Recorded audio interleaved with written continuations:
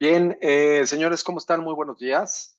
Qué gusto saludarlos en esta mañana, 30 de julio, a las 11:05.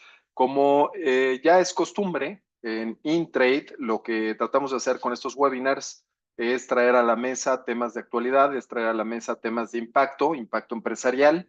Como ustedes bien saben, el pasado 16 de julio de este año se publicó en el Diario Oficial de la Federación una reforma que veníamos esperando desde el 2019. Fíjense bien, desde el 2019 y ahora hasta el 16 de julio del 2025 es que vemos materializada esta reforma que tanto se anhelaba, que tanto se esperaba en materia de prevención de lavado de dinero, acompañada desde luego con una ligera reforma que tiene que ver con el artículo 400 bis del Código Penal Federal por cuanto hace al delito como tal de operaciones con recursos de procedencia ilícita. Hoy nos vamos a centrar en lo más destacable, dado que se trata de un webinar y no necesariamente de un curso de capacitación.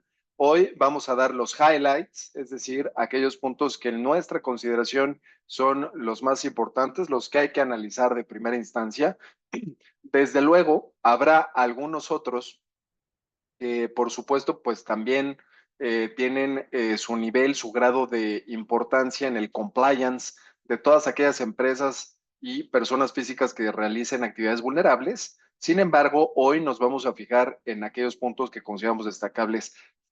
Al mismo tiempo, ustedes, porque recuerden que estos webinars es abrir un espacio de comunicación, un espacio de diálogo con toda la comunidad a quien le afecta este tipo de temas. Y si ustedes consideran que por alguna razón se nos escapó algún punto importante, con mucho gusto lo tocaremos, lo abordaremos, conocemos la reforma completa, pero repito, por cuestiones de tiempo y dado el formato de webinar, nos enfocaríamos en los puntos que queremos transmitirles, que valdría mucho la pena tomar en consideración de forma inmediata porque nos pueden hacer mucho daño en caso de que no lo observemos de esta forma. Para estos efectos, me da mucho gusto compartir esta mañana el foro con mi socio Antonio Monreal. Antonio Monreal es un abogado especializado en litigio administrativo y fiscal, es socio de nuestra firma y bueno, querido Tocayo, me da mucho gusto poder platicar de esta reforma en esta mañana contigo, compartir el foro. Tocayo, bienvenido. Igualmente, tocayo, mucho gusto, que bien que estén conectados, es un tema de la actualidad. Pues vamos a tratar de ser muy breves, hay 4 puntos muy concisos sobre los que vamos a ir. Cualquier duda lo podemos implementar a nivel asesoría, un curso en especial, pero lo importante es que esta reforma, que ya esté en vigor en alguna de las partes que vamos a ver, tomen en cuenta la trascendencia. Como decía mi tocayo, y otra vez agradeciéndote a ti, tocayo, a todo el personal de UFH, la oportunidad de este webinar. Es muy importante tomar nota de estos puntos y la reforma se va a ir implementando paulatinamente, pero hay cuestiones que ya podríamos ser sancionados o incluso, como lo vamos a ver ahorita un poquito ya más adelante, podríamos obtener un beneficio por parte de la implementación de la reforma, por ejemplo, en aquellos casos en donde estamos totalmente omisos, pero para no perder más tiempo y dada la naturaleza del foro y agradeciendo la verdad a las casi 150, 60 personas que están conectadas, pues nos arrancamos. Y sobre la marcha, si quieres, en el chat o en el micrófono, podemos ir atendiendo las dudas. Padrísimo, Tocayo. Pues vámonos, vámonos, querido César, nos escuchamos bien todos, ¿verdad? ¿Se escucha bien? ¿Se ve bien la presentación? Sí, correcto, maestro. Vámonos, pues. Lo primero que a mí me gustaría tocar, me han preguntado desde el 16 de julio, oye Antonio, ¿qué viste? ¿Qué es lo más destacable? ¿Por dónde quieres arrancar? Para estos efectos hicimos esta presentación. Yo me iría directamente a las multas. Vámonos a las multas, señores, que es antes de entrar a los conceptos y ir paso a paso, como he visto otros formatos, vámonos duro y a la cabeza, como dicen por ahí. Y lo primero que a mí me gustaría comentarles es, recordarán la situación en la que caemos mucho, además, esa que tiene que ver con entregar de forma extemporánea, presentar de forma extemporánea los avisos. Ojo, el artículo 53, fracción tercera, siempre se ha reconocido por establecer la infracción que tiene que ver por presentar avisos de forma extemporánea. Tú estás obligado a presentar avisos cuando superes los umbrales y esos avisos se tienen que presentar en tiempo y en forma. En tiempo al día 17 del mes inmediato posterior a aquel en que se realiza la operación vulnerable, salvo casos especiales como en el tema de comercio exterior, que ese aviso se presenta mediante la declaración aduanera, mediante el pedimento con los identificadores OB1, por ejemplo. Pero si no quedamos en esos casos de excepción, repito, al 17 del mes inmediato posterior, aquel en que se realiza la actividad vulnerable. Bueno, oye, pero ¿qué pasa si no cumplí dentro de ese plazo? La fracción tercera siempre nos ha dado un plazo adicional de 30 días, ojo, 30 días siguientes a esa fecha, es decir, a partir del 17, que es la fecha en la que se tuvo que haber presentado el aviso. Y hasta ahí todo muy bien, hasta ahí no hay ningún cambio, hasta ahí seguimos perfectos. Con la reforma se mantiene lo que acabo de comentar. Sí, el problema está en que muchos sujetos obligados rebasan esos 30 días, es decir, no obstante, no presentan a tiempo el día 17 del mes inmediato posterior el aviso, tampoco lo presentan dentro de los siguientes 30 días. Se les va y llegan a pasar meses, llegan a pasar hasta años. Hay quienes llegan con nosotros y nos dicen, oye, pues yo desde el 2023 no presento avisos o desde el 2021 no presento avisos. Unos asesores me dicen que ya no los presente y otros me dicen que sí los presente. ¿Qué me recomiendas? 100% regularízate, de una vez te lo digo, y 100% preséntalos, aunque sea después de estos 30 días. Oye, Antonio Barragán, pero si después de esos 30 días se presenta el aviso, pues yo no encontraba en la ley vigente hasta el 16 de julio del 2025 una sanción para todos aquellos casos en los que se presentara el aviso después de los 30 días a los que se refiere el segundo párrafo de la fracción tercera del artículo 53. Y eso se prestaba a una interpretación por parte del SAT, porque decía en su momento que se iba a aplicar, en el caso de extemporaneidad con posterioridad de esos 30 días, se iba a aplicar la multa a que se refería el artículo 55 anterior. El problema y al mismo tiempo el beneficio es que cuando te remitías al artículo 55 para todos aquellos que rebasaban los 30 días presentando sus avisos, no encontrabas sanción, no encontrabas multa. Y eso se prestaba en las auditorías, eso se prestaba en los avisos, en las visitas de verificación. Se prestaba a que la autoridad los multara, esta presentación extemporánea después de los 30 días, como no presentación de aviso, aunque estuviera presentado y venía la multa del $1,000,000, o se prestaba a que te lo multara como presentación extemporánea cuando tampoco se actualizaba la hipótesis normativa de la infracción, es decir, no existía tipicidad, dado que el aviso se presentó con posterioridad a los 30 días. Entonces, ni una sanción ni la otra eran realmente aplicables. Y si bien es cierto, esto se convirtió en un problema porque venían las multas, los créditos fiscales muy altos para quienes presentaban con posterioridad a estos 30 días los avisos. Las buenas noticias es que en los tribunales obteníamos, porque ya se modificó la ley, obteníamos sentencias favorables, dada la imperfección legislativa esa que tenía que ver con que en el artículo 55 no había sanción y también en caso de que la autoridad se equivocara sancionando como presentación extemporánea cuando no se presentaron dentro de los 30 días, sino posterior a dicho plazo. Eso hacía, pues, que nos diera el tribunal y al final del día se terminaba con el problema de las multas, que era un gran problema, porque recordarán que esas multas son de cuantía relevante. Al respecto, que Antonio Barragán pues dado el problema que venía teniendo el SAT en tribunales porque estaba perdiendo precisamente por las razones comentadas los juicios, es que ahora el legislador, en el punto y seguido de este segundo párrafo de la fracción tercera, ahora sí es claro en establecer que al mismo tiempo es preocupante, ¿no? Dice, en caso de que la extemporaneidad exceda el plazo de los 30 días que ya comentamos, ahora ya no te remite al 55, sino que ahora establece que se aplicará la sanción prevista para el caso de omisión, y subrayo, caso de omisión, establecida en la fracción segunda del artículo 54 de esta ley, que dicho sea de paso, ojo, que dicho sea de paso, en nuestra opinión, vuelve a haber un error legislativo que vamos a aprovechar en tribunales, vamos a ver cómo se lleva a cabo esto.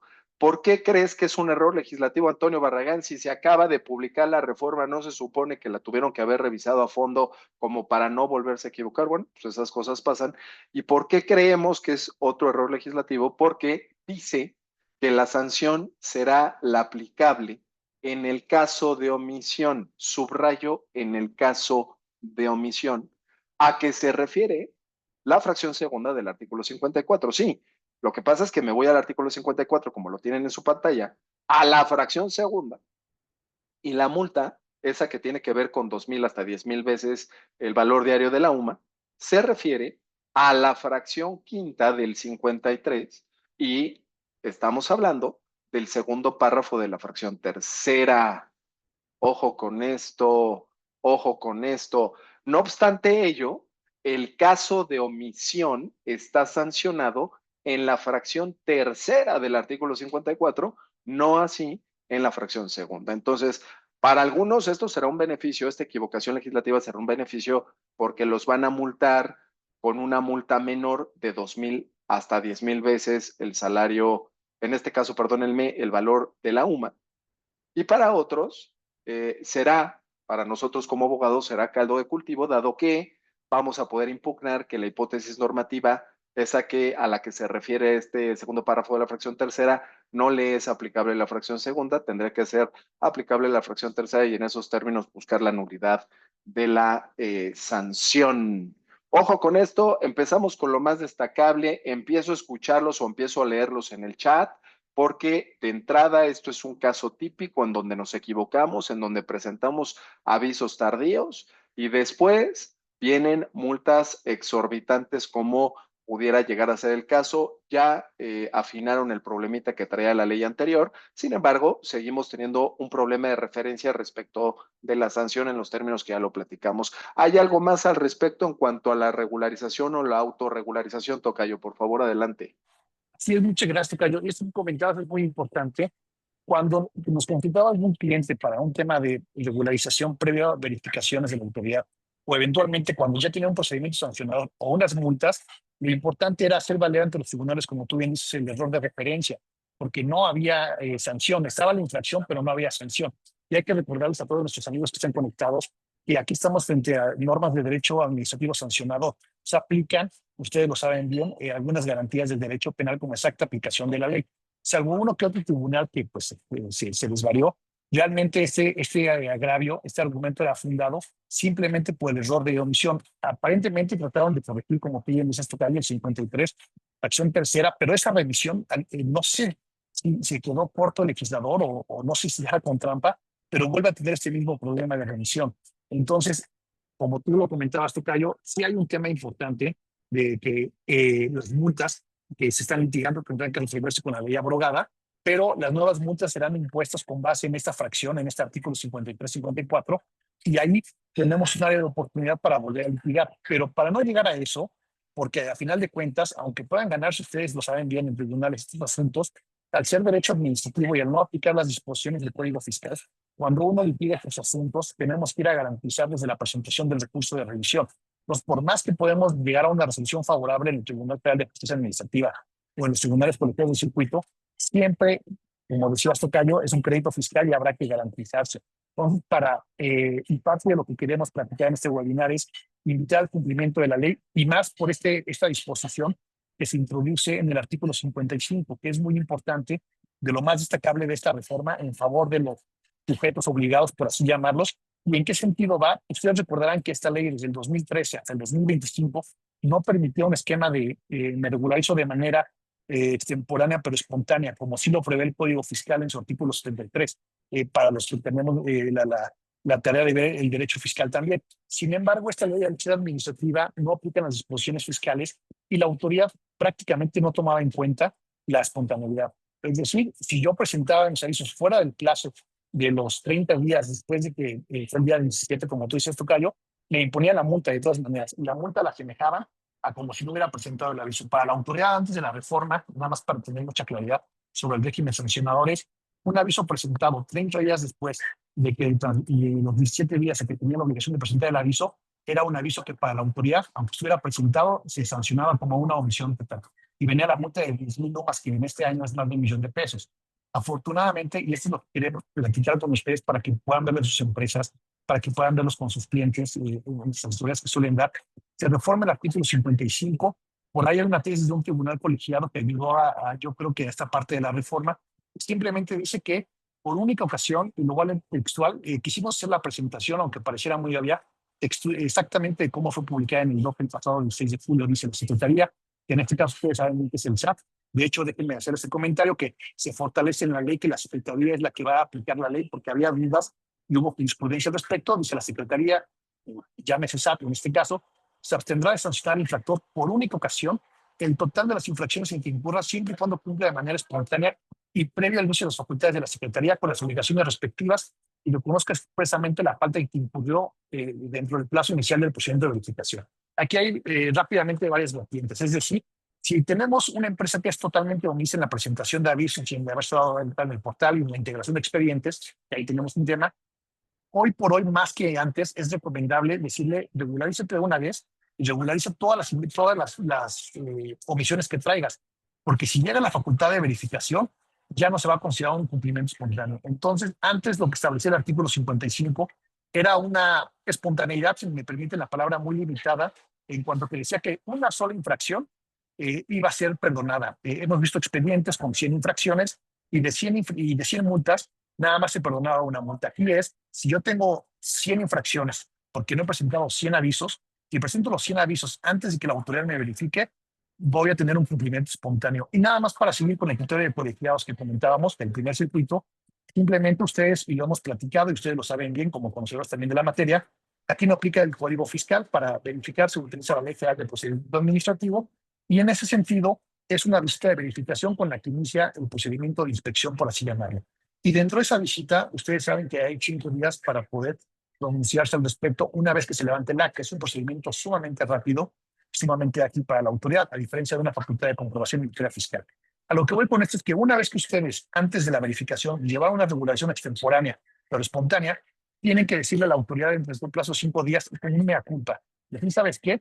Yo me acabo de regularizar o me regularicé hace un año respecto a obligaciones de hace 3, y esto es lo necesario y lo suficiente para que la autoridad ya no sancione a la empresa. Hoy por hoy creo que es algo que podemos vender mucho, eh, eh, dar cumplimiento a la ley. Y es importante, y lo que explicará mi tocayo Antonio Barragán más adelante, sobre por qué hay que atender esto también en función de lo que ha dicho el GAFI, pero viéndolo desde el punto de vista del empresario, de su patrimonio, y que un crédito fiscal pueda acabar con una empresa, porque son multas millonarias al día de hoy, es muy importante decirle, tienes que cumplir con la ley. No importa si no estás de acuerdo, no importa que digas que es inconstitucional, eso ya quedó en el pasado, tienes que cumplir, y el beneficio es que si cumples de manera espontánea, no vas a ser objeto de ninguna sanción. A lo mejor habrá cuestiones menores como algunos documentos del expediente que no puedan salvarse por la fecha en que tienen que tener el acta del comprobante de domicilio, la constancia de institución fiscal y demás, pero son multas muy menores. Entonces, esto es muy importante, y este es el primer gran punto que queríamos destacar. Se elimina, como bien lo decía mi tocayo, el error de referencia, pero sigue persistiendo a nuestro juicio otro error de referencia que puede hacer que igual las multas de mayor grado, que son las de 10,000 UMAS por no presentar el aviso, sean todavía no sancionables, pero será un criterio de tribunales, y sabemos que el tema de la justicia administrativa pues viene un tema muy, muy de noche para ese entonces. Y el artículo 55, por favor, estudien la conciencia. ¿Por qué? Porque incluso si vean que es el segundo párrafo, cuando el sujeto obligado ya haya ejercido el beneficio que se refiere el párrafo anterior, la Secretaría de Universidad tiene un 50% del monto de las multas que corresponde a las infracciones que se regularicen de manera espontánea y previo al inicio de facultades de comprobación, siempre y cuando que reconozca expresamente la falta cometida. Esto también trae un beneficio de una reducción de multas del 50% bajo ese supuesto, que no es despreciable, pero si mi multa es de 1,000,000 por aviso y me van a reducir 500,000, voy a tener que pagar 500,000. Entonces, esto debe estar dentro de esos programas de cumplimiento. Vean bien, y esto es parte de lo que vamos platicando ahorita con las obligaciones 18, vean bien, por favor, cuándo se tiene que dar de alta la empresa, porque tampoco es bueno darse de alta cuando no existe una obligación, y más por todo este tipo de obligaciones. Y si estamos en supuesto, lo que tenemos que hacer es fast track un análisis de la empresa para empezar a regularizarlas, tanto en avisos como en expedientes y las demás obligaciones, antes de que lleguen las verificaciones. Porque, bueno, lo hemos visto, tocayo, el año pasado y este año, las verificaciones se han disparado porque hasta por un tema recaudatorio que no debería de ser así, es más fácil para el SAT cobrar un crédito fiscal por concepto de multas de ley antilavado a un crédito fiscal por concepto de una auditoría fiscal, que para eso pueden ser 2 años y medio, y para que el SAT tenga un crédito fiscal por concepto de multas por infracciones a esta ley, no más de 6 meses, porque incluso la caducidad opera en contra del SAT. Ese sería el punto, Tocayo.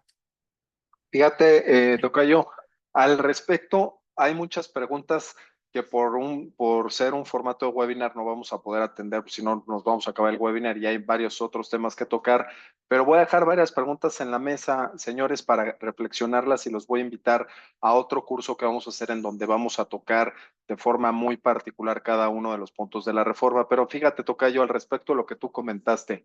Número uno, es más fácil cobrar las multas de PLD que las multas fiscales, aun cuando ambas son créditos fiscales jurídicamente hablando. Y la respuesta es sí, porque además de los tiempos, como tú bien lo mencionabas, hasta el momento las de PLD no están siendo sujetas de los programas de condonación, esos que vemos en la Ley de los Ingresos de la Federación, artículo 34, esos programas de regularízate, ese famoso artículo 70 y 74 del Código Fiscal de la Federación, eso de ir a Prodecon por un acuerdo conclusivo tampoco es procedente para esos efectos.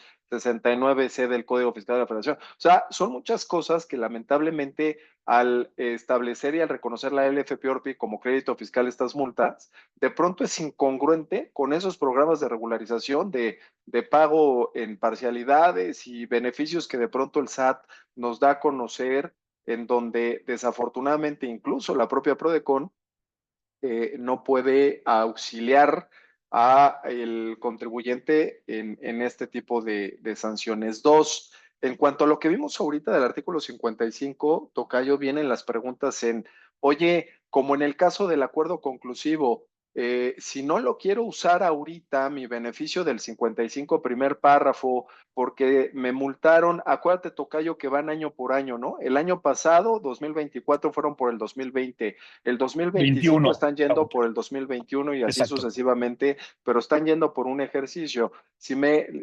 La pregunta es, si me revisan un ejercicio y solamente detectan multas menores por falta de documentación en el expediente único de identificación, ¿valdrá la pena hacer valer el beneficio de autocorrección? Porque, ojo, lo tengo que dar a conocer en la etapa inicial por escrito, en la etapa inicial de la visita de verificación. ¿Valdrá la pena hacerlo valer? Yo creo que no. Oye, ¿me puedo guardar el beneficio para futuros ejercicios en los que sí sé que entregué de forma extemporánea los avisos, como ya lo comentamos, y ahí sí pueden venir multas importantes?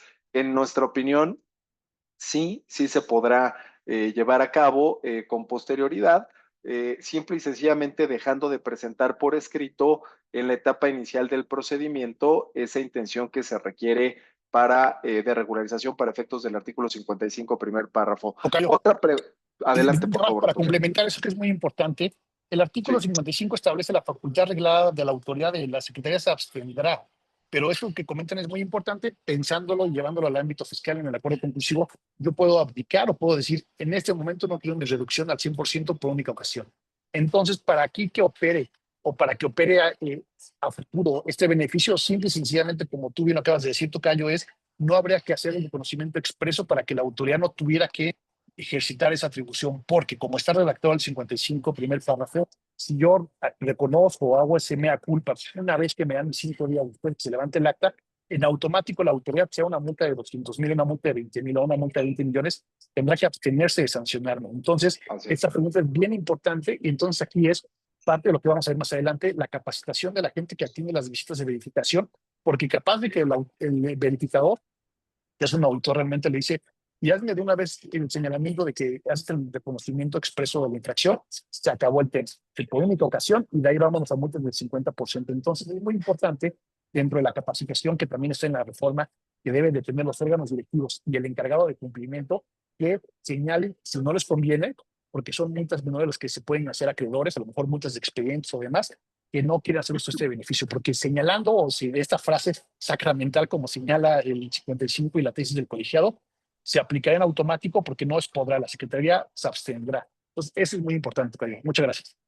Eso es también muy interesante lo que dices. La tesis del colegiado me parece que pudiera o no estar rebasada con esta reforma, porque con la tesis que salió este año, recordemos, tocayo, que se entendía por reconocimiento expreso la presentación del aviso, sin tener que atender a una formalidad adicional, solo que en este caso sí, con la reforma se está estableciendo la obligación de dar a conocer por escrito en la etapa inicial del procedimiento de verificación la opción, la elección de apegarse a este beneficio. Por otro lado, muchos dijimos, tocayo, oye, por fin la regularización, el cumplimiento espontáneo nos hizo justicia en la ley antilavado, porque ahora sí dice que por todas las irregularidades, por todas, la autoridad se abstendrá de sancionar por única vez y las que siguen al 50%, tú ya lo aclaraste.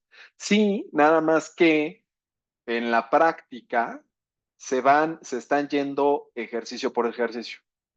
O sea, ojalá se fueran como antes el SAT para temas fiscales En bloque. 3 años atrás, en bloque 5 años atrás, y pues con eso tendríamos un gran beneficio. Pero aquí vemos que por cómo está evaluando, verificando el SAT, se va a ir por ejercicio y por ejercicio vas a perder la única ocasión, se va a entender como única ocasión en donde la quisieras aplicar desde luego, y las subsecuentes, los años subsecuentes, tendrás derecho única y exclusivamente al 50%. Lo quería también comentar. Segundo punto importantísimo, señores, para que no se nos vaya el tiempo, nuevas obligaciones, tocayo, y aquí me gustaría empezar dejando claro dos vertientes al respecto. La primera, que se entenderán como nuevas obligaciones en el artículo 18 aquellas que ya existían en el reglamento o en reglas. Eso es lo primero que queremos dejar claro, porque cuando las lean van a decir, oye, pero pues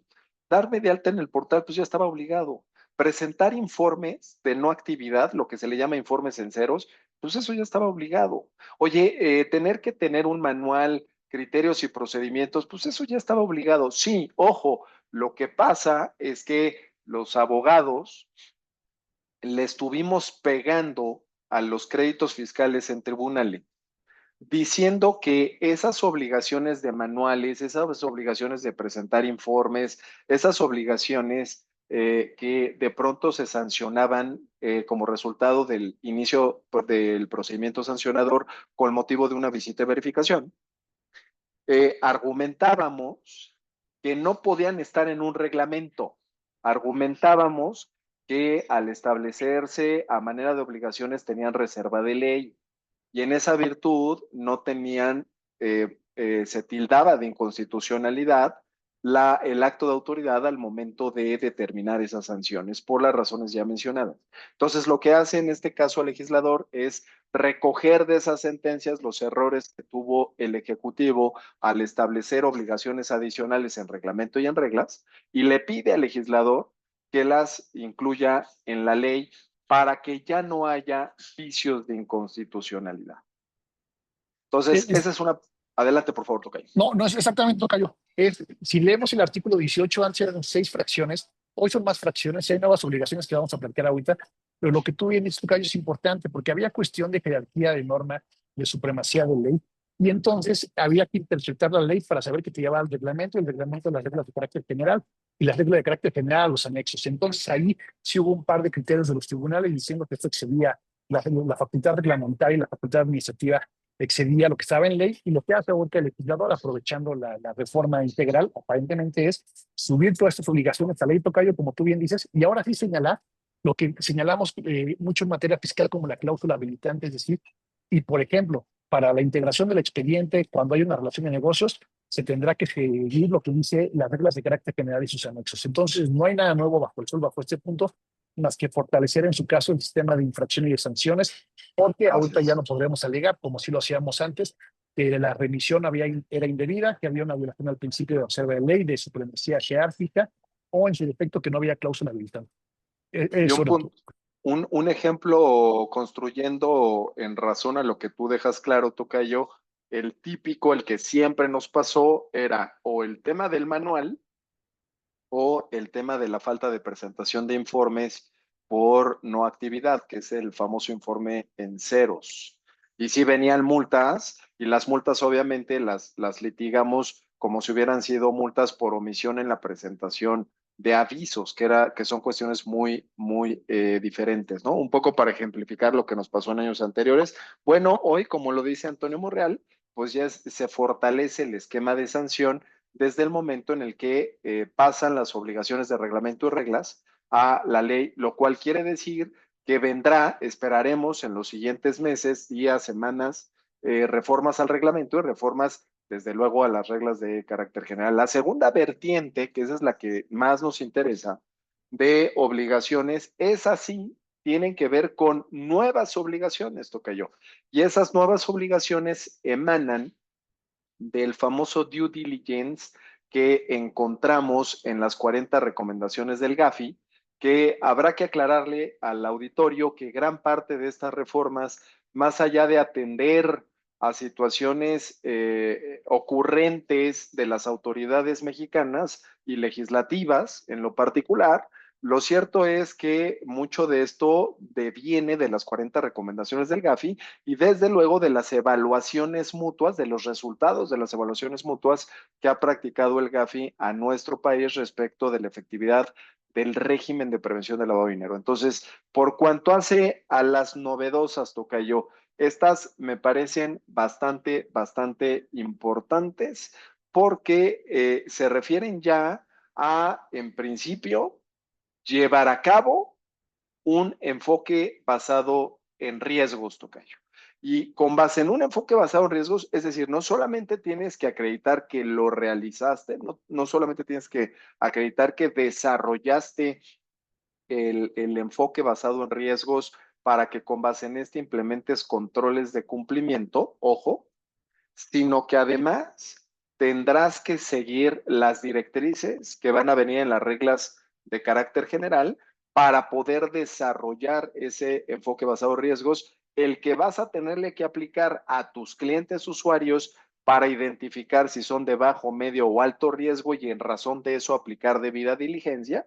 Y que, ojo, no solo es para medir por única y primera vez a los clientes usuarios, sino que también estaremos obligados a tener que ir perfeccionando, ir actualizando ese análisis de riesgos en la medida en la que seguimos al paso del tiempo llevando a cabo operaciones, transacciones con esos clientes usuarios. Es decir, no solo se cumple por única vez, sino que eso es algo con lo que vamos a tener que vivir de aquí en adelante por principio de cuentas y eso nos obligará a entender cómo se hace una evaluación de riesgos para que sea aplicable en nuestra operación y análisis dentro de nuestra actividad vulnerable. Eso por principio de cuentas. ¿Qué otra obligación, querido Tocayo?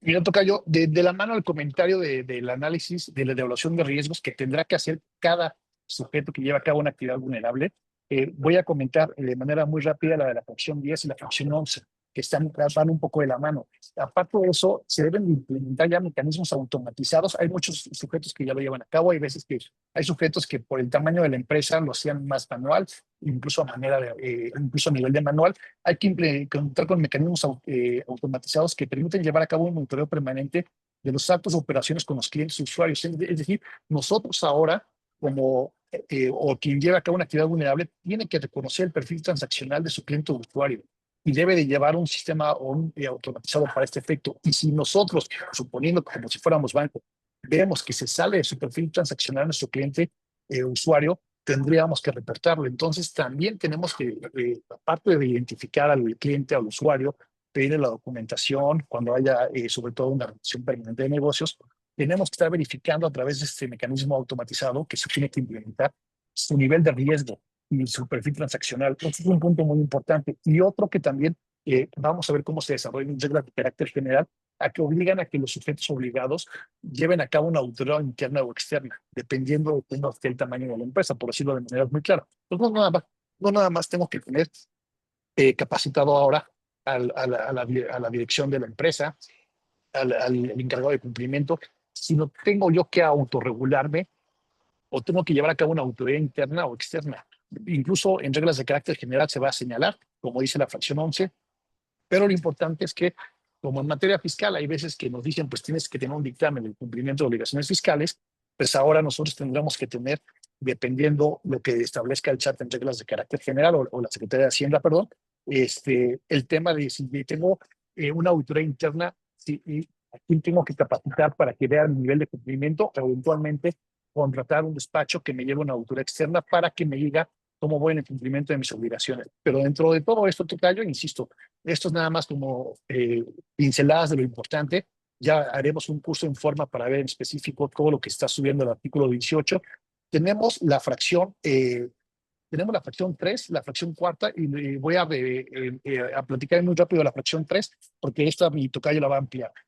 Cuando nosotros tengamos un cliente o un usuario que sea una persona moral o un fideicomiso, tenemos que reconocer al beneficiario controlador. Y al respecto, nada más déjenme hacer una pauta aprovechando esta fracción tercera, es decir, ahora parte de lo que se vendió por parte del Poder Legislativo de la reforma es que los fideicomisos, que antes no eran sujetos obligados, pueden ser sujetos obligados o pueden ser clientes o usuarios.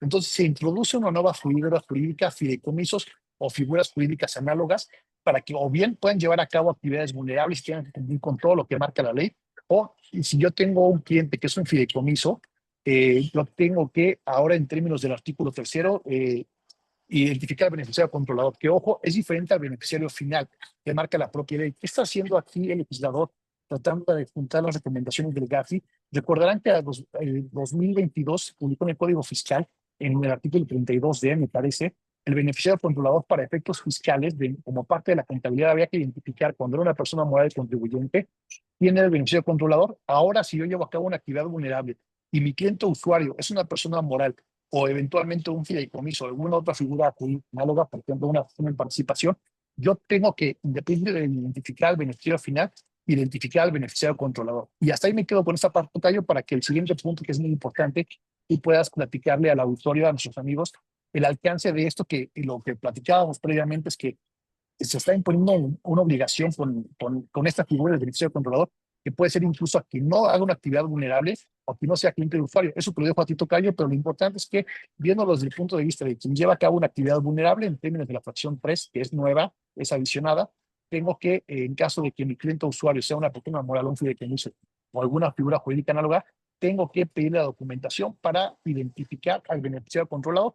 Vienen en las reglas de carácter general, vendrán los parámetros para hacerlo, pero entonces, ojo, independientemente del beneficiario final, ahora tendremos que identificar al beneficiario controlador. Y hay un punto muy importante en la fracción cuarta que quisiera yo destacar, que también está en pantalla, y es dos temas. Primero, hablamos mucho y lo hemos platicado con ustedes en otros webinars, en otros cursos, del tema de materialidad de operaciones para efectos fiscales. Ahora, los sujetos obligados, digo, eso sí prevalece, tienen que custodiar la fracción cuarta, proteger, resguardar y evitar la destrucción y ocultamiento de la información que sirve de soporte a la actividad vulnerable. Hasta ahí nada nuevo. Vean ustedes lo dice ahí ahora, incluyendo los registros de las operaciones realizadas que permiten la reconstrucción de operaciones en individual, la correspondencia comercial que las partes involucradas hubieran compartido para llevar a cabo la operación de los resultados de los análisis previos que se hayan realizado en su caso. Entonces, ¿qué es prácticamente esto? Lo que no tenemos en la legislación fiscal, y lo tenemos a base o con base, perdón, en tesis de la Corte del Tribunal Fiscal, de donde quieran llamarlo, tenemos que tener, aparte de toda la documentación del expediente único de identificación y demás, todo el soporte documental que si la autoridad nos va a cuestionar una operación, tenemos que reconstruirla. ¿Qué hacemos en materia fiscal cuando, llevándolo a otro ámbito también interesante de aplicación, cuando el chat dice esta operación no se llevó a cabo o esta operación es simulada o inexistente, para efectos fiscales tenemos que reconstruir la operación con base en la materialidad que tengamos. Ahí están algunos precedentes, correspondencia, comunicaciones, cotizaciones y demás. Entonces ahora, más allá de lo que yo tenga que tener respecto a la identidad de mi cliente o usuario, la operación de que se trate en términos del 17, que son 16 fracciones, tengo yo que tener los elementos necesarios para reconstruir la operación si es que la autoridad me cuestiona o me pide información. Entonces, lo que no hay en materia fiscal, y hay que decirlo claramente, ni en código fiscal, ni en renta, ni en IVA, y está ahora en la fracción cuarta del artículo 18 de esta ley antilavado, que tenemos que acreditar prácticamente a requerimiento de la autoridad la materialidad, llamémoslo de construcción si quieren, de la operación, y eso incluye no nada más lo que nos marcan las reglas de carácter general al día de hoy respecto a la identidad o identificación del cliente usuario, sino lo que también vayan a señalar en algún momento las reglas de carácter general. Entonces, aquí de compliance no nada más tengo que subir el anexo tal para identificar a mi cliente o usuario y demás, sino hay que esperar que dice la autoridad que tengamos que tener en reglas de carácter general para reconstruir este tema. Y un punto más importante, tocayo, para seguir con los demás temas, porque el tiempo va transcurriendo, es la obligación de conservar la documentación e información, que también se adiciona el tema de imágenes, y hay otro punto aquí.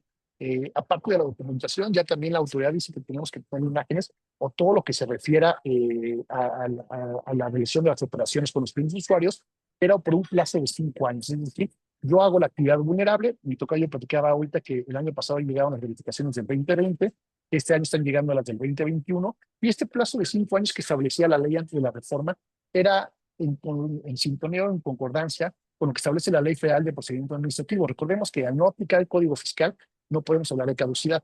Hablamos de prescripción de las facultades para verificar y sancionar, llevándolo al ámbito fiscal sería como la caducidad. Y entonces la ley antes de la reforma publicada este mes decía tú tienes que guardar toda la documentación de tu cliente usuario de las actividades, y ampliando ahora los conceptos, claro está, tienes que por 5 años. Hoy por hoy nos obligan a tener de manera digital o de manera física 10 años de información. Si no tenemos la información o no nos guardamos en 10 años, también vamos a ser sujetos de sanción. Y aquí nosotros platicando en preparación de este webinar decíamos, oye, pero la Ley Federal de Procedimiento Administrativo, que es conforme a la que se debe llevar a cabo la verificación, y en su caso el procedimiento administrativo sancionatorio, solamente establece 5 años. Pensamos nosotros, salvo alguna interpretación distinta de la autoridad, que las verificaciones sí deberán sujetarse 5 años para atrás, a partir de que, o 5 años a partir de que se llevan a cabo las actividades vulnerables. Sin embargo, tenemos la obligación, a pesar de que por la vía administrativa no pueda ser verificada, tenemos la obligación de conservarla 10 años. ¿Y esto qué obedece?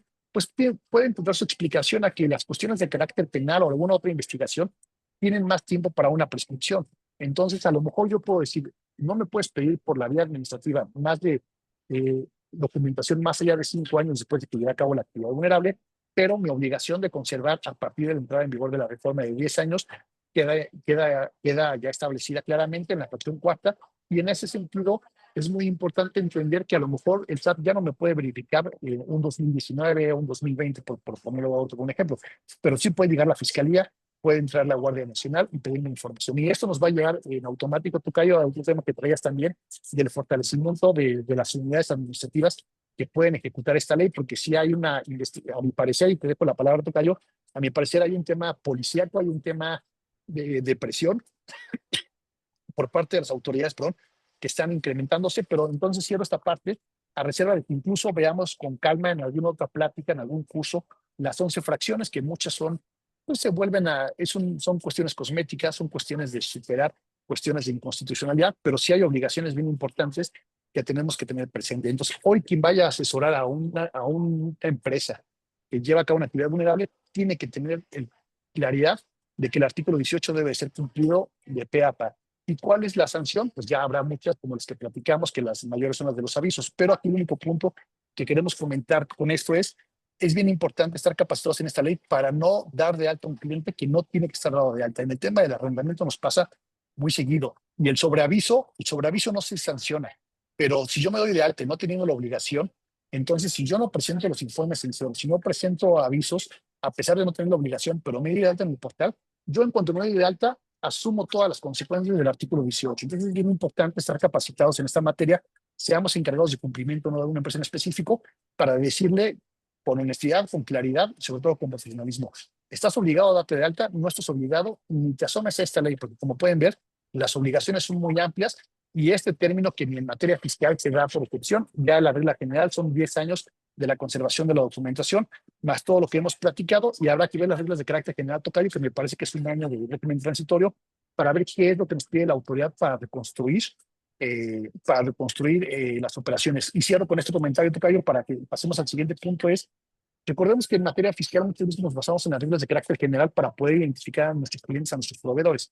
Pues seguramente lo que saque la Secretaría en reglas de carácter general, en algún momento, dado la postura que pongan para reconstruir operaciones, lo podemos llevar a otras materias, pero habrá que ver, porque esta ley, aunque no podamos compartir muchas cuestiones de las reglas de carácter general de los anexos, sí nos han dado parámetros para poder identificar clientes y proveedores de otra materia. Adelante, Pecayo. Por eso acabaríamos el artículo 18 por el momento. Gracias, muy buena información. Una lámina más, tocayo, a ver si regresamos a las obligaciones para darle el cierre a esta situación, porque adelante, tocayo, la fracción quinta, a partir de la quinta en adelante, ahí.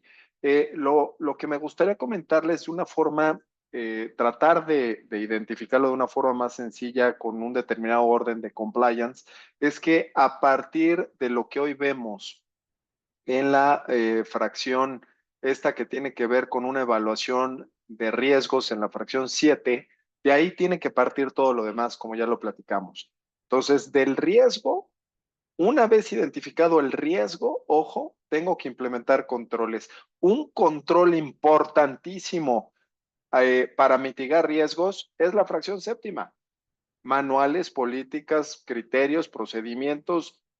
Otro control de compliance que deviene de la fracción séptima, esa que tiene que ver con analizar riesgos, es lo que vimos con mi tocayo en cuanto a los sistemas automatizados para ir analizando la acumulación de los importes que se refieren a las operaciones que vamos realizando con clientes usuarios, con tal de que si superan en un plazo semestral los umbrales, se presenten los avisos correspondientes, pero también para hacer la revisión ongoing durante toda la relación comercial, con tal de identificar si se ha roto el perfil transaccional y si sí, tener la oportunidad de presentar un aviso de emergencia de 24 horas. Ese es otro control que emana de la fracción séptima. Otro control que emana de la fracción séptima, lo dijo mi tocayo, es la auditoría interna y externa. Esa que tiene que ver con vigilancia, con supervisión y vigilancia del sistema de gestión de cumplimiento, ese que tiene que ver con el régimen de prevención de lavado de dinero.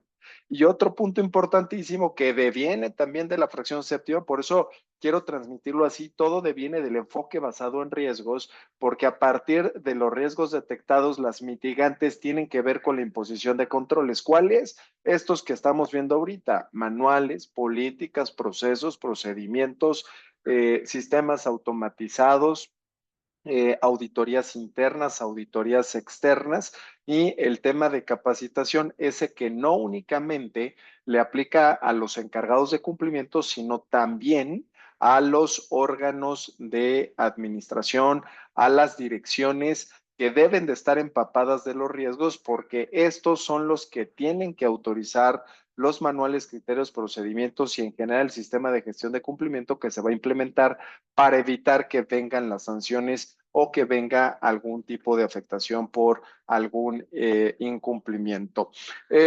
Habiendo dicho esto, pues desde luego que una de las obligaciones más importantes, y lo estamos viendo con Julieta desde hace rato en el chat, y tú lo comentaste muy bien, Tocayo, me diste la pauta para entrar al último de los puntos que vemos sumamente destacables, que es la figura del beneficiario controlador. Este beneficiario controlador, pues ahora tiene un espectro impresionantemente enorme, porque ese que tiene que ver con la reforma LFPORPI, el que se acaba de publicar el 16 de julio, pues insiste en que tu cliente y usuario te tiene que proporcionar la información relacionada con su beneficiario controlador, es decir, con el beneficiario controlador del cliente y del usuario. Y recordemos que para esos efectos tú se lo tienes que requerir y ellos, los clientes usuarios, te tienen que entregar esta información y hay tres sentidos para poder entregar la información.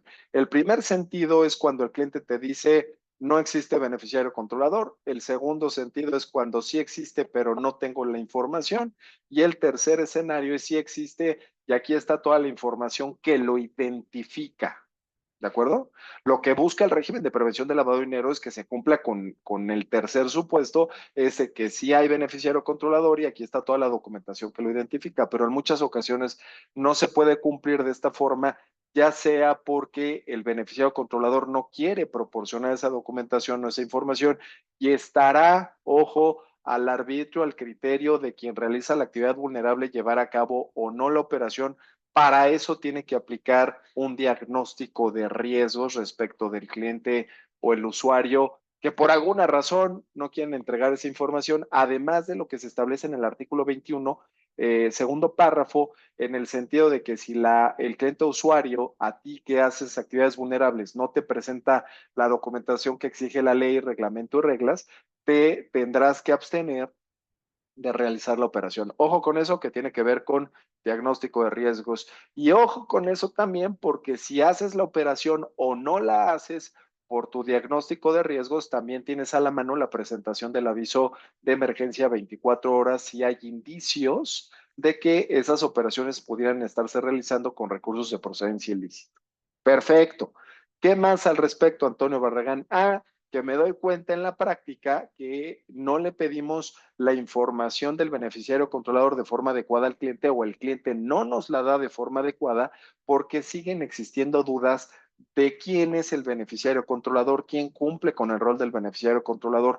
Vivimos confundidos, creyendo que es el apoderado que va y firma en representación de la empresa un contrato para llevar a cabo alguna actividad vulnerable, que si bien hay que pedirle su identificación, será para el efecto de identificar quién se va o quién acude a celebrar el contrato o quién firma en representación de la empresa, más eso no quiere decir que tuviera que jugar el rol de beneficiario controlador. Recuerden que el beneficiario controlador, por principio de cuentas, es el beneficiario real de los recursos, ese que entonces responde en principio a los socios o a los accionistas de las entidades en tratándose de personas morales, de personas jurídicas, que son quienes en su calidad de cliente o usuario realizan las operaciones con quienes realizan actividades vulnerables. En segundo término, como ya lo comentó por ahí mi tocayo, el Código Fiscal de la Federación establece que para las propias empresas que realizan actividades vulnerables, además de quienes son clientes usuarios, para efectos fiscales y como parte de su contabilidad, tendrán que identificar y formar expedientes de sus propios beneficiarios controladores, en donde la miscelánea ya dejó claro que si por alguna razón las personas físicas, socios o accionistas no quisieran o no pudieran proporcionar esa información, se tendrán que conformar estos expedientes conforme a los integrantes, personas físicas que integren los órganos de administración o si se trata de una persona moral con un administrador único, pues el del administrador único, que para efectos jurídicos se les denomina a todos estos representantes legales que son distintos a los apoderados. Ojo con eso. Entonces, no solamente tenemos reformas para efectos del FPORPI para dejar más claro el concepto de quién es el beneficiario controlador, sino también lo conjugamos con lo que hoy nos exige el Código Fiscal de la Federación y desde luego con lo que nos exige el registro público, el registro electrónico, que para esos efectos tiene la Secretaría de Economía.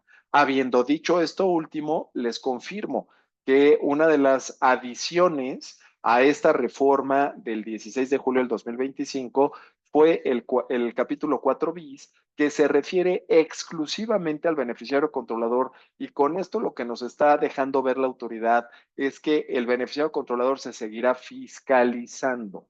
Es un as bajo la manga del SAT. No ha ido a revisar esta figura para efectos fiscales. Se dio a conocer desde el 2021 en el Código Fiscal de la Federación.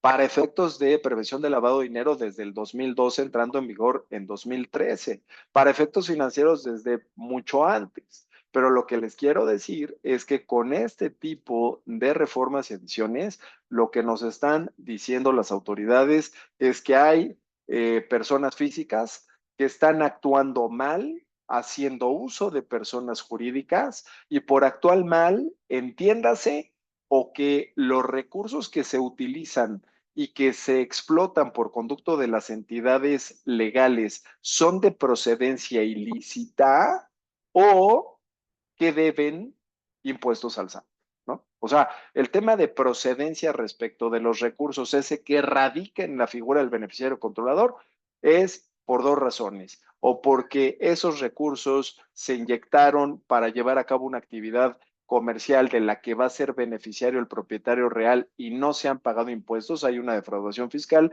o dos, que va ligado con la primera, es porque los recursos de los que se está haciendo uso son de procedencia ilícita, ya sea porque emanan de la defraudación fiscal o de cualquier otro delito de esos que pudieran llegar a ser castigados por el Código Penal Federal. Esto sin menoscabo de la responsabilidad jurídica que en materia penal puede llegar a tener las personas jurídicas o las empresas. Ojo con eso, que el 400 bis, el delito de operaciones con recursos de procedencia ilícita, también le será o le podrá ser aplicable por falta de compliance a la persona jurídica. Y como lo dijo mi tocayo, oye, si el artículo 421 del Código Nacional de Procedimientos Penales establece a manera de excluyente de responsabilidad penal para las personas jurídicas el observar de forma debida, no sé, por el compliance, pues ojo, que el artículo 18 nos está aumentando el parámetro de lo que tendría que venir a ser el famoso compliance como para materializarlo en caso de que viniese alguna carpeta de investigación como un eximente de responsabilidad penal. Esto último del beneficiario controlador, pues recordarles con el capítulo 4 bis que todas las empresas, tocayo, como lo estamos identificando, porque hay quienes dicen solamente quienes realizan actividades vulnerables están sujetas a dar a conocer, de acuerdo a este nuevo capítulo 4 bis, ante la Secretaría de Economía, ante el registro público de la Secretaría de Economía, quiénes son sus beneficiarios controladores, y consideramos que es un desacierto por la interpretación que le estamos dando a la reforma, sobre todo al artículo tercero, ese que nos habla de las definiciones para efectos de interpretar la ley, pues nos deja claro, hasta en tanto la UIF o hasta en tanto el SAT no limite el espectro, el alcance de esta nueva obligación que incluso ya está multada en la fracción segunda del artículo 54 a quien no dé a conocer en el registro público tratándose de sociedades mercantiles a sus beneficiarios controladores. Ojo, como lo estamos interpretando, esta obligación es general y por general entiéndase que no solo le aplicará a quienes realicen actividades vulnerables, a quienes sean sujetos obligados de la LFPORP, sino en general quien sea una sociedad mercantil. Y más adelante establece, ojo, dicho capítulo cuarto, que es novedoso, que las asociaciones civiles y las sociedades civiles también serán reguladas para el efecto de identificar quién es su beneficiario controlador, y para ello se hará un trabajo de coordinación y cooperación con las entidades competentes, autoridades competentes de las entidades federativas. No obstante ello, mi tocayo se refería a que han reforzado el equipo de investigación y persecución de esta clase de delitos, ya no solo con la Fiscalía General de la República a través de sus unidades especializadas, sino con la Secretaría de Seguridad Pública y también con la Guardia Nacional, y a nivel estatal, definitivamente con las WIPES, que son las unidades de análisis económico y financiero, que no es otra cosa, tocayo, que las WIFs en los estados, esas que constantemente están revisando a las personas físicas y morales por cuanto hace al patrimonio con el que cuentan, con tal de ir a verificar si ese patrimonio tiene una procedencia legal, y siendo ilegal, vendrán entonces las consecuencias jurídicas correspondientes en su momento. Y como ya comentamos, aunque ya se nos acabó el tiempo, vamos a hacer una plática mucho más detallada para entender con mayores bases el espectro que hoy se le quiere dar a la obligación esta relacionada con el beneficiario controlador, porque estoy seguro que al hacer una asignatura pendiente, nadie ha sido revisado en esos términos, salvo por cuanto hace al expediente único de identificación, pero para efectos fiscales no hemos sido revisados, para efectos de el tema de economía, de la Secretaría de Economía, tampoco ha habido alguna situación particular, pero definitivamente es algo que tiene guardado el SAT y que eventualmente va a empezar a sacarlo. Vámonos con algunas conclusiones, tocayo, algunas recomendaciones, por favor, querido Claro, tocayo. tocayo. A ver, sí, claro, ahorita acabando el webinar les van a compartir el material. Aparte de recomendaciones, este tema, tocayo, como tú dijiste, el SAT tuvo las facultades para identificar en las personas mercantiles y figuras análogas, fideicomisos, al beneficiario controlador. Hoy por hoy no lo hizo y le está imponiendo en esta ley, porque aparte el SAT es el que verifica esta nueva obligación. Entonces, a mí me pueden requerir como contribuyente en términos de código fiscal de la federación. Y la interpretación que a la que llegamos nosotros, tocayo, y es muy importante, y con esto prácticamente estamos hablando, es sepan que aunque no lleven a cabo una actividad vulnerable, son una empresa que no se dedica a una actividad vulnerable, el SAT podría, con base en esta ley, requerirles el beneficiario controlador, a pesar de no ser sujetos del ámbito de aplicación de esta ley. Lo desarrollaremos con mayor calma en un curso, de una plática del puro beneficiario controlador, pero esta es la tendencia del GAP y la tendencia de las autoridades, conocer a los beneficiarios finales, beneficiarios controladores.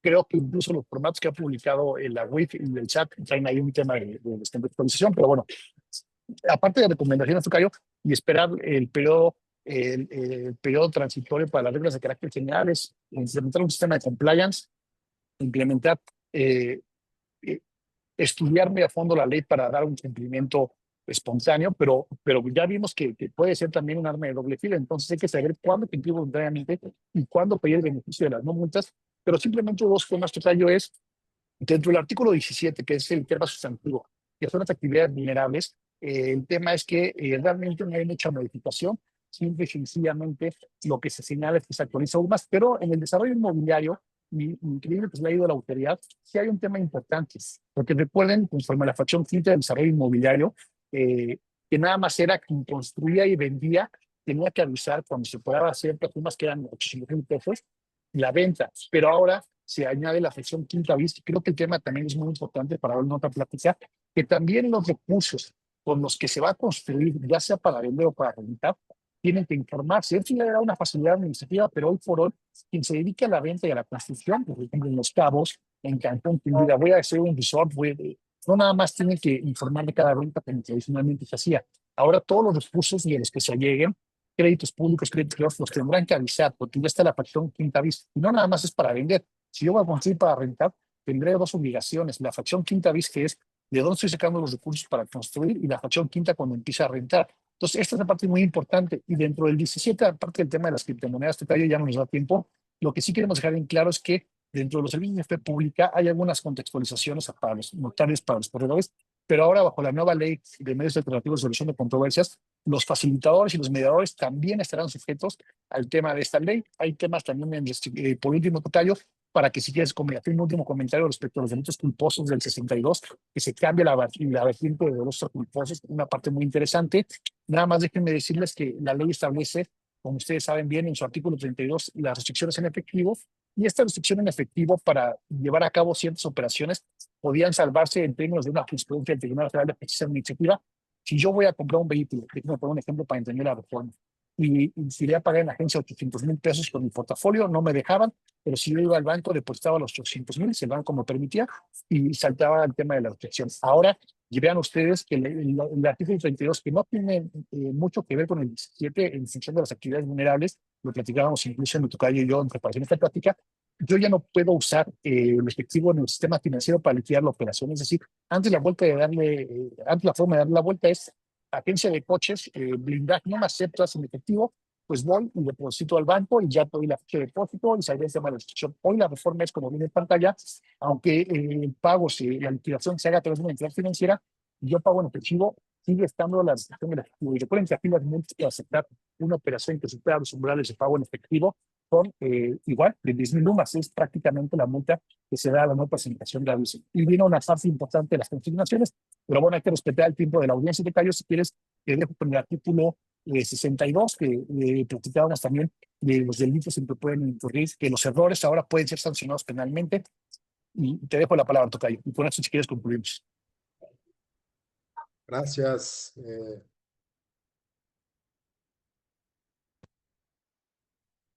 Perdón, estaba esperando a que se cargara mi audífono. Ya nos escuchamos ahí, ¿verdad?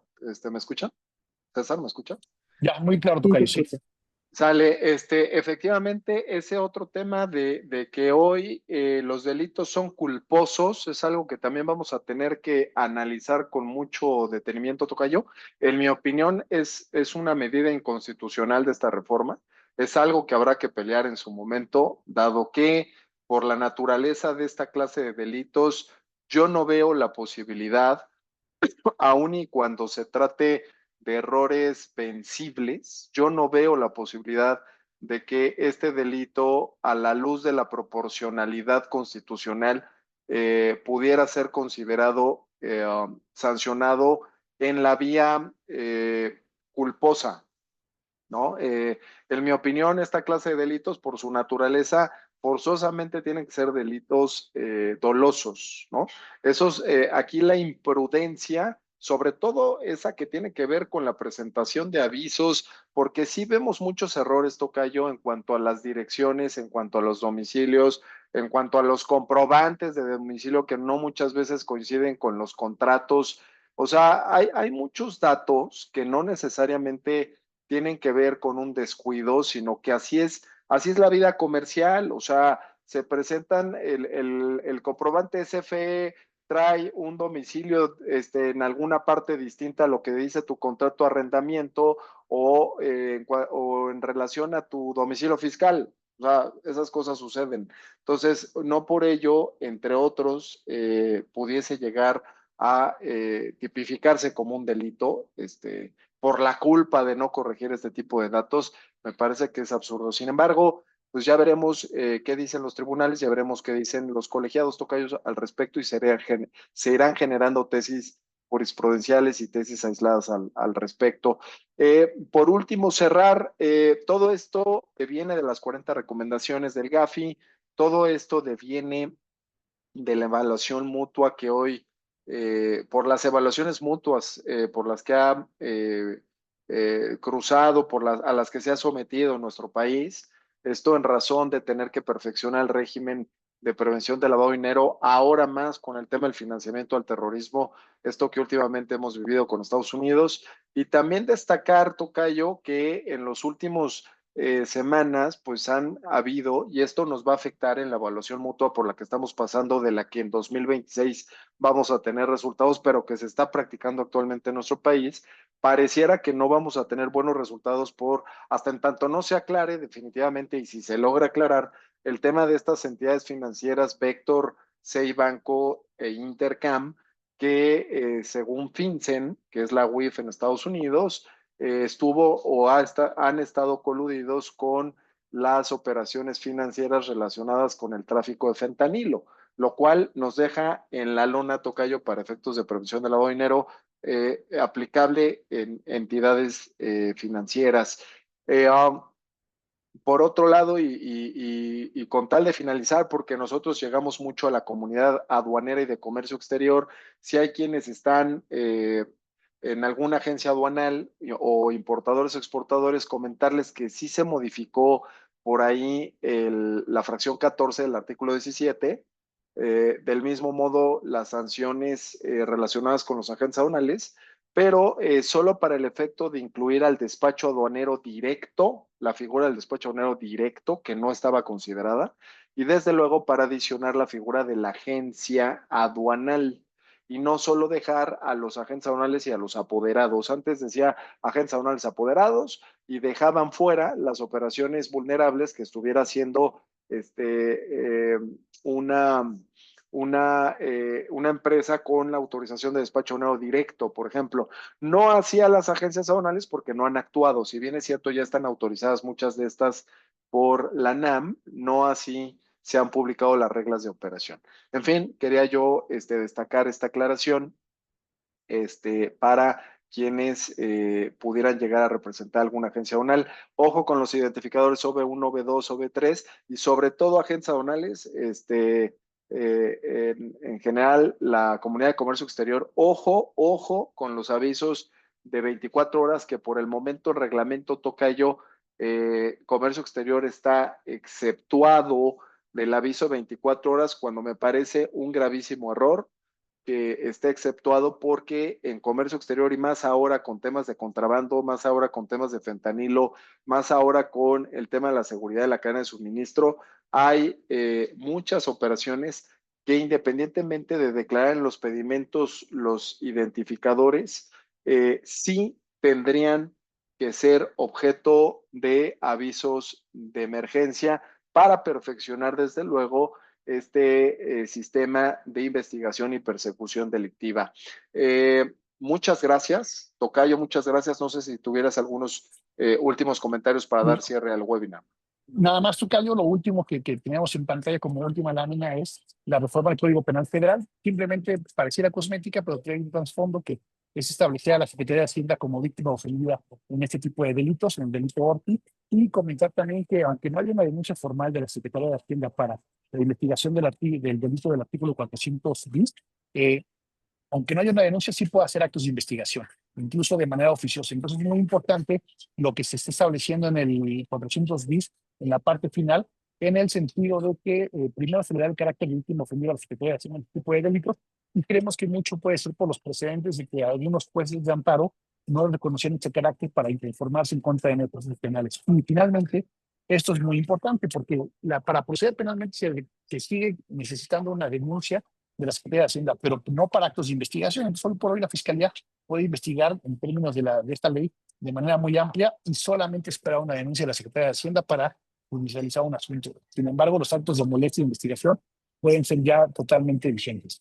Con todo, por eso cerramos total agradeciendo Alberto, claramente a ti, al equipo de Intrade y a todos los que amablemente conocieron el día de hoy. Muchas gracias a todos. Atendimos todas las dudas por ahí. Muchas gracias a Erika. Muchas gracias por sus comentarios. Seguimos en comunicación. Dejé por ahí correo electrónico y teléfono WhatsApp por si necesitan más información. Ahí están los datos de contacto y hay un código QR para seguir en contacto, señores.